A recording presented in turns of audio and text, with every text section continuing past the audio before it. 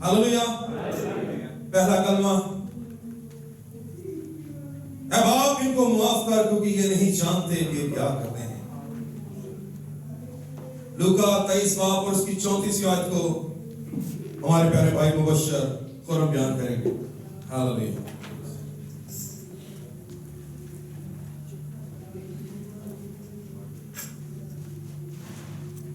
मसीह के खूबसूरत जलाली और बाबरकत नाम में आप सबको सलाम। आज का जो मुझे मौजू दिया गया है वो है मुआफी। मुआफी का कलमा। यीशु ने कहा, ऐ बाप इनको माफ कर क्योंकि ये नहीं जानते कि क्या करते हैं। और उन्होंने उसके कपड़ों के हिस्से किए और उन पर कुरा डाला। यह मुआफी का कलमा है। इस कलमे में हमें 3 बातों पर गौर करने की जरूरत है।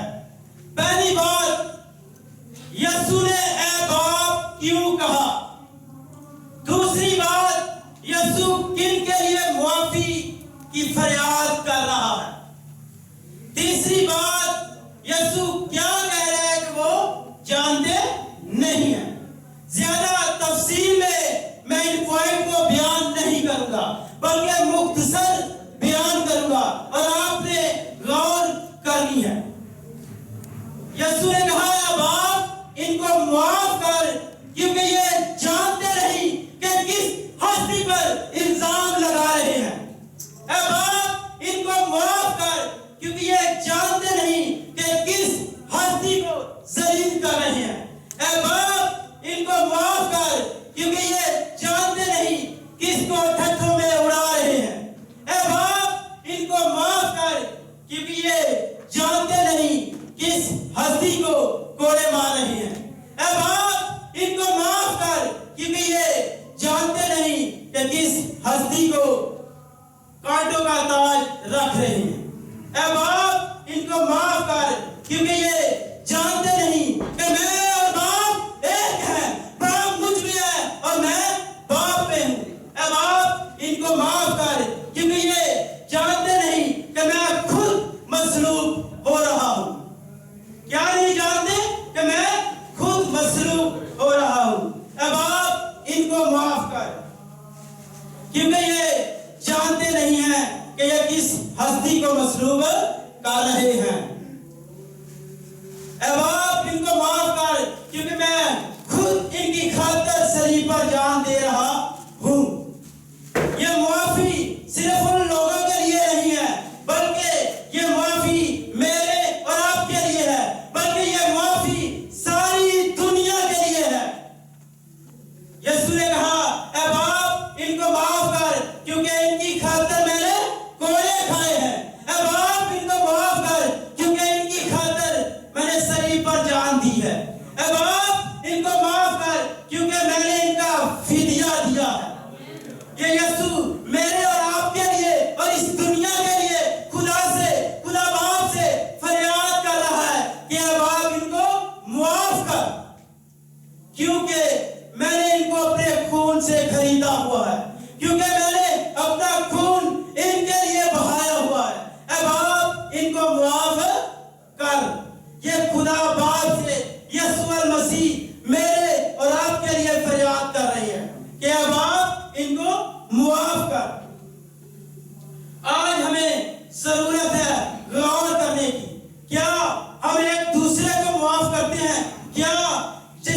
यीशु ने फरियाद की बाप से कि बाप इनको माफ कर। क्या हमने कभी एक दूसरे को माफ किया है या बाप से दरख्वास्त की है कि बाप इसको माफ कर, मैंने इसे माफ किया है? लिखा है कलामे खुदा में, अगर तुम आदमियों के कसूर माफ करोगे तो तुम्हारा आसमानी बाप तुम्हारे कसूर माफ करेगा। तब तक हमारे कसूर माफ नहीं होंगे जब तक हम एक दूसरे के कसूर को माफ नहीं करेंगे। बेशक यीशु मसीह ने हमारी खातिर खून बहाया, फिर भी हमें एक दूसरे के कसूरों को माफ करने की जरूरत है, एक दूसरे की गलती खताओं को माफ करने की जरूरत है। अगर हम एक दूसरे की गलती खताओं को माफ करेंगे तब जाके हमें यीशु के खून के वसीला से मुआफी मिलेगी।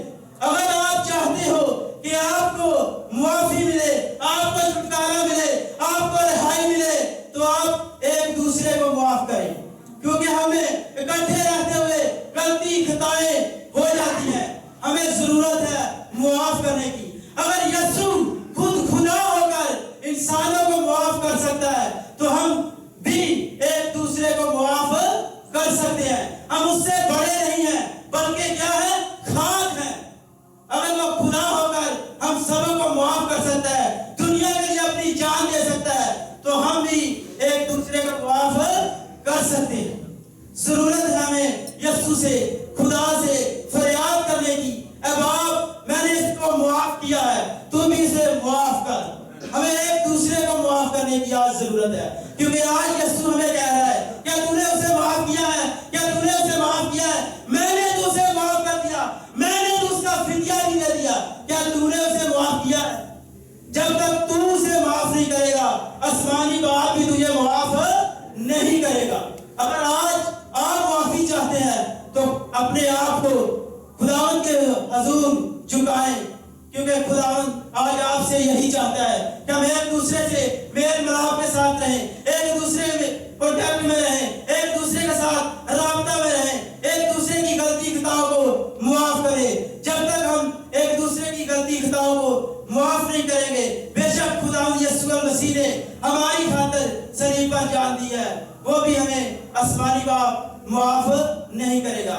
आज हमें एक दूसरे को मुआफ करने की खुदावंद यीशु मसीह तौफीक बख्शे और अपने आप को खुदावंद के हुजूर रखें और खुदावंद से मुआफी मांगे कि खुदावंद मुझे माफ कर और मेरे इन भाइयों को माफ कर जिन्होंने तेरे खिलाफ बहुत से गुनाह किया है, क्योंकि तेरे खून के वसीला से ही हम मुआफी हासिल करते हैं और हमें अपने खून के वसीला से माफी अता फरमा।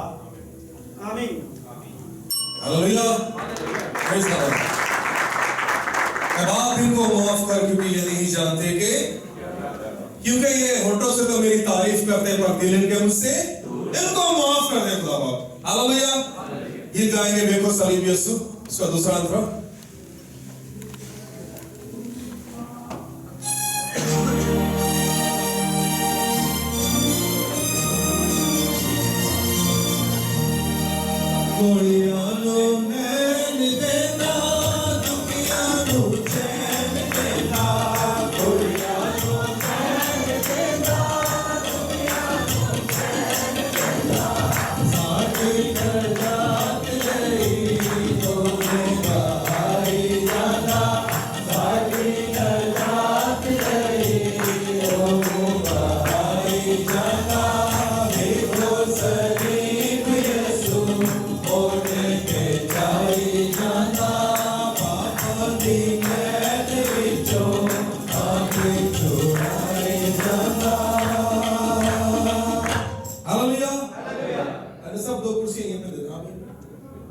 दो कुर्सियां यहाँ पर दे दीजिए ताकि यहीं बैठ जाए।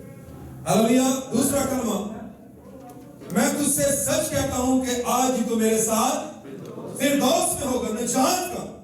मेरे और आपके खुदा ने हमारी निजात का बंदोबस्त किस तरह किया, इस कलमे का भेद हमारे प्यारे भाई मुबश्शिर आरिफ को लेंगे। हालेलुया।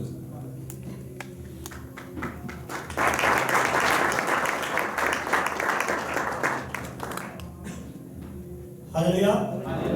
खुदावंद के जिंदा बाबत नाम में आप सबको हम खुदावंद के पाक कलाम से पढ़ेंगे। लूका रसूल की लिखी हुई इंजील उसका 23 बाब 43 आयत से।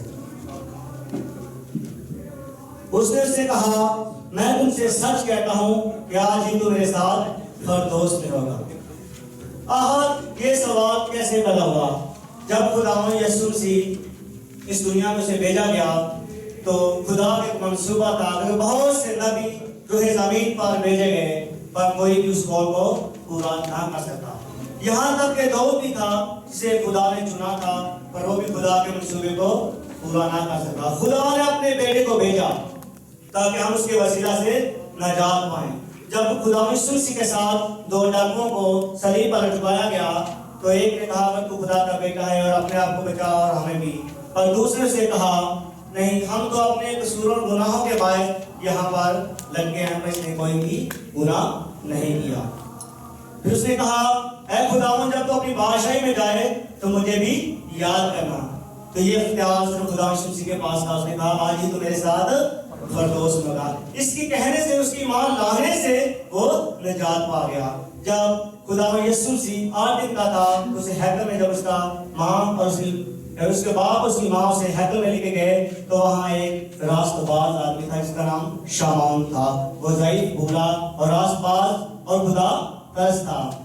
जब उसने उस बच्चे को अपने हाथों में लिया तो उसने कहा, है खुदावंद, मैं तेरा शुक्र करता हूं तूने अपने कौल के माफ अपने बंदा का रुखसत कर, क्योंकि निजात वो भी जानता था कि निजात सिर्फ खुदावंद यीशु मसीह के सिवा किसी के पास नहीं है।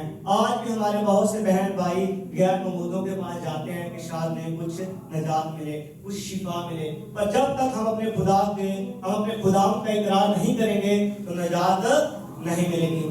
क्योंकि खुदावंद के कलाम में लिखा है, बहुत सी आयत ऐसी है कि खुदावंद ने जहां से ऐसी मोहब्बत की कि उसने अपने इकलौते बेटे को बख्श दिया ताकि कोई हलाक ना हो, ताकि हमेशा की जिंदगी पाए। जिंदगी सिर्फ और सिर्फ खुदावंद यीशु मसीह के सिवा किसी के पास नहीं है, क्योंकि हमारा खुदा नहीं चाहता। उसने अपने बेटे को इसलिए भेज दिया ताकि हम उसके वसीला से निजात पाएं। जब हम खुदावंद के मुकद्दस कलाम से पढ़ते हैं, जब बर्तमाई ढूंढता था, शायद उसने बहुत सा पैसा भी खर्च किया होगा या नहीं किया होगा, पर वो चाहता था जब उसने भीड़ में से उसकी आवाज को सुना तो वो चलाया। उसने किसी आस-पास किसी को नहीं देखा, कोई मुझे देख रहा है। उसने कहा, ऐ इब्न दाऊद मुझ पर रहम कर, क्योंकि उसका विश्वास, उसका यकीन था कि खुदा यीशु मसीह के सिवा कोई शिफा नहीं दे सकता, कोई निजात नहीं दे सकता। इसी तरह खुदावंद के जिंदा कलाम में से पढ़ते हैं, एक बहन जिसे 12 बरस से खून था, बहुत से डॉक्टरों के पास, हकीमों के पास, वैद्यों के पास गई, मगर उसे कहीं से निजात ना मिली।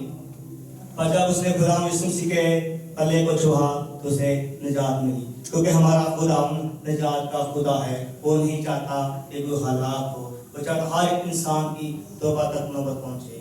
बहुत से भाई ऐसे हैं जो आज भी जादूगरों के पास, ऐसे लोगों के पास जाते हैं, अपना सारा पैसा खर्च कर देते हैं, यहाँ तक कि वो अपनी जान को भी खो देते हैं, पर हमारे खुदावंद की तरफ नहीं जाते। आज भाइयों, जरूरत है कि हम अपने खुदा की पकारें ताकि निजात खुदा यीशु के वसीला से है। अक्सर पास्टर जी बोलते हैं कि जब तुम लोग जाते हो सुबह ड्यूटी में, 10 मिनट घुटने टेक कर अपने खुदा जो निजात का खुदा है उसके आगे सजदा करो, तो किसी के आगे झुकने की जरूरत नहीं। मैं कुछ गवाही भी साथ देना चाहता हूँ कि जहाँ मैं काम करता हूँ सारे मुस्लिम हैं, मैं अकेला क्रिश्चियन हूँ, पर खुदावंद ने वहाँ इतनी इज्जत दी है कि जो वो लोग काम नहीं कर सकते, खुदावंद मुझसे वो काम करवाता है। हालेलुया। मैं खुदा का शुक्र करता हूँ, मेरे नाम खुदा